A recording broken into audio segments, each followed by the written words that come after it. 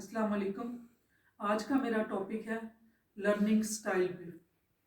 Learning style के जानने के बाद ये पेरेंट्स को और टीचर्स को काफ़ी बेनिफिट होगा कि वो ये जान सकें कि हम अगर ये स्टाइल या टेक्निक ऐसे यूज़ करेंगे तो जिससे बच्चे की लर्निंग कैपेसिटी और लर्निंग एबिलिटी जो है ना बच्चे की वो बढ़ जाएगी।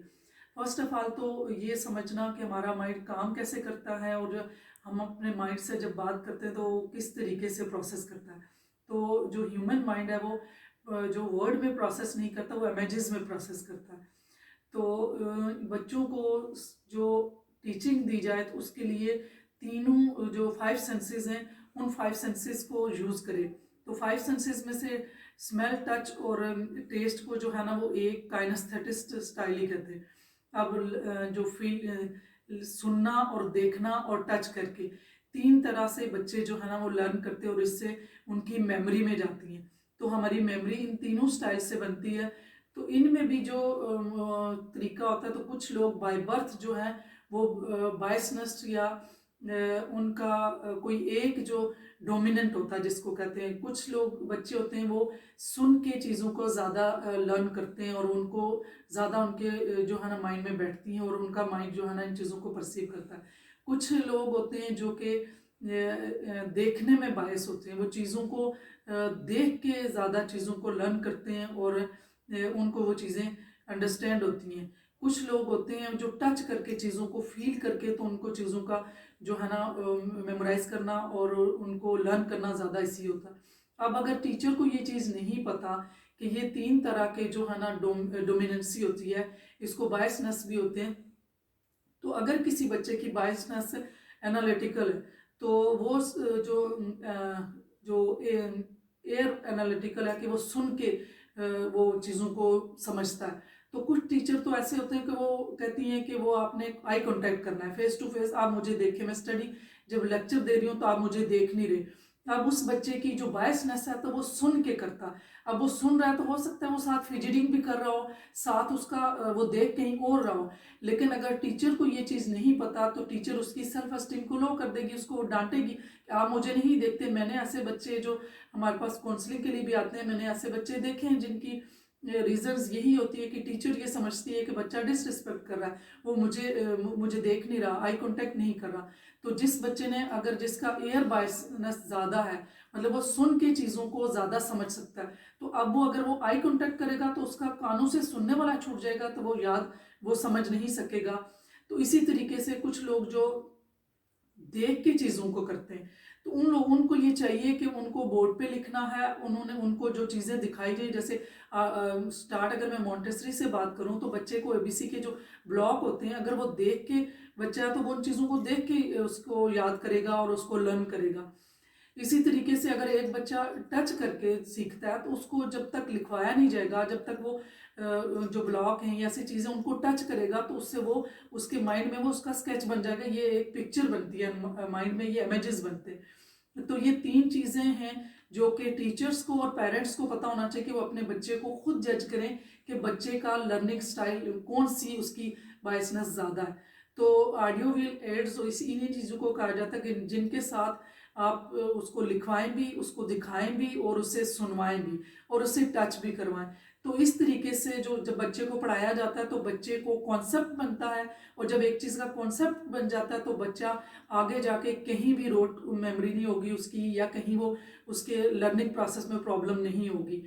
तो टीचर्स और पेरेंट्स को ये चीज़ें बहुत कम पता हैं कि इन चीज़ों पे फोकस करें, और इसमें भी कंपैरिजन रखते हैं कि एक बच्चा अगर किसी एक चीज़ में बायस है, वो ज़्यादा है उसकी एबिलिटी, तो उस एबिलिटी को वो दूसरे के ऊपर कंपैरिजन में लगाते हैं। क्लास में भी ऐसे होता है, एक बच्चा अगर रीडिंग में बहुत अच्छा है तो हो सकता है कि दूसरा बच्चा जो सुन के चीज़ों को ज़्यादा करता है तो उसकी तो बायसनेस वो है। तो ये चीज़ें इम्प्रूव की जा सकती हैं, लेकिन अगर किसी की ज़्यादा है तो उसको दूसरे पे फोकस करना ये ठीक नहीं। अगर किसी की कम है तो इन चीज़ों को इन्हेंस किया जा सकता है। अगर किसी को लिखने राइटिंग किसी की अच्छी नहीं है तो उसको आहिस्ता आहिस्ता उसके साथ उसकी जो है ना रीइंफोर्समेंट दे के पॉजिटिव तो उसको बढ़ाया जा सकता है, लेकिन ये तीनों चीज़ों का पता होना ज़रूरी है।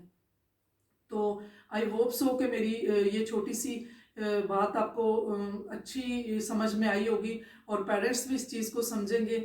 और दूसरी इसमें एक चीज़ और बताऊं कि इस सेंस में टीचर कैसे जज करेगी। टीचर को हमेशा अपने लेक्चर्स के दौरान अपने लास्ट स्टूडेंट से भी पूछना चाहिए कि आपको मेरी सारी चीज़ों की समझ आ रही है, मेरी वॉइस, मेरी जो मैं दिखा रही हूँ, जो चार उस पर लिख रही हूँ बोर्ड पे, तो इस तरीके से जो है ना उनकी रेपो उनके साथ बिल्ड हो जाएगी। और बच्चों को जब ये पढ़ाया जाता है और अगर बच्चे के ऊपर सख्ती की जाए या उसको मतलब गुस्से से पढ़ाया जाए, तो उस टाइम पे ये होता है कि हमारा लॉजिकल ब्रेन बंद हो जाता है, डिफेंसिव ब्रेन स्टार्ट हो जाता है। तो जब डिफेंसिव मोड ऑन हो जाता है तो उस सूरत में भी बच्चा उस वक्त डर के तो टीचर से वो कर लेगा, लेकिन बाद में जब रिट्रीव करेगा तो उसको नहीं याद रहेगा, क्योंकि उस वक्त वो डिफेंसिव था। तो हमारे ब्रेन के मुख्तलिफ मोड्स हैं, उनमें एक चिंपैंजी माइंड है, लॉजिकल माइंड है, लिम्बिक इमोशनल माइंड है। तो ये सारे जो माइंड है, इन माइंड्स को अगर अपने अपने डिफरेंट टाइम पे ये ऑन ऑफ होते हैं। तो जब बंदा डिफेंसिव होता है तो उसमें लॉजिकल बंद हो जाता है। तो जब लॉजिकल ब्लॉक हो गया तो बच्चे के अंदर डिफेंसिव सिस्टम और स्ट्रेस वाला जो हार्मोन है वो रिलीज हुआ, तो बच्चा उस वक्त सही नहीं सीख सकता। इससे तो बच्चे को या किसी भी इंसान को सीखने के लिए रिलैक्स मोड में होना चाहिए, उसमें लॉजिकल ब्रेन ऑन हो और उस वक्त बच्चा डिफेंस मोड में ना हो, स्ट्रेस में ना हो। अगर वो स्ट्रेस में है तो इंटरनल फिजियोलॉजी उसकी तो फाइट एंड फ्लाइट वाली होगी, तो उसमें तो वो हार्मोन ही दूसरे रिलीज हो रहे हैं, उसमें तो वो सारा ब्रेन बंद हो चुका है। तो वो उसमें वो चीज़ें उस वक्त वो सख्ती की वजह से, परेशानी की वजह से उस टाइम तो कर ले जाएगा, लेकिन रिट्रीव नहीं हो सकेगा, ना रिटेन हो सकेगा।